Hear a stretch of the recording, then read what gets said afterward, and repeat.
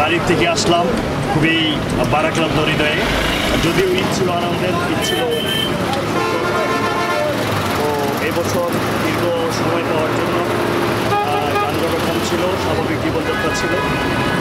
নারীটানে বাড়ি যাওয়া, বাপ্পার সাথে ঈদ করা, আমাদের চিরাচরিত নিয়ম, সেই নিয়মটাই আমরা উদযাপন করে আসছি। আসাতে খুব কষ্ট হচ্ছে, হৃদয়টা ভারাক্রান্ত।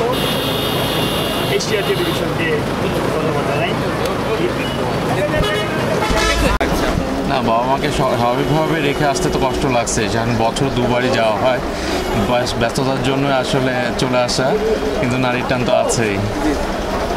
আর তো আপনার ছুটিটা কেমন ছিল? ছুটিটা আলহামদুলিল্লাহ ভালো ছিল, লম্বা একটা ছুটি ছিল, বাট একটু আগে ভাগে আসা, ব্যস্ততা শহর যেন একটু ফাঁকায় আসতে পারে। আজকে খুব ভালোভাবে আসছি, যেখানে সময় রেগুলারই যাওয়ার পথে আমার 14 ঘন্টা লাগছে, আসার সময় 4 ঘন্টায় চলে আসছি। ধন্যবাদ, থ্যাংক ইউ। এই জন্য ফেরা। কেমন কাটলো? ভালো, খুব ভালো। কেমন লাগছে? তাদেরকে মিস করছেন? পরিবার তো মিস করে, মা আছে, বোনেরা আছে, বাচ্চারা আছে, মিস তো করি। আপনি কর্মজীবী?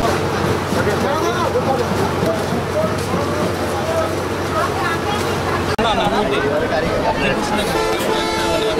না, আপনি কি আমাকে প্রশ্ন করবেন? না না, আলহামদুলিল্লাহ, এটা সবার পরিবারের সবার সাথে একসঙ্গে কাটিয়েছি।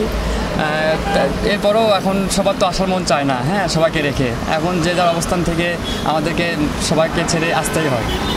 তবু আল্লাহর কাছে লাখো শুকরিয়া যে সব কিছু খুব সুন্দরভাবে যাইতে পারছি এবং খুব ভালোভাবে আসতে পারছি আলহামদুলিল্লাহ। চলে আসলেন যে এত তাড়াতাড়ি চলে আসলাম, আগামীকাল থেকে আমাদের কোম্পানিতে জয়েন করা লাগবে।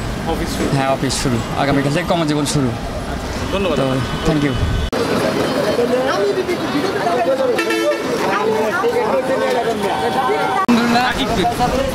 দাঁড়াও।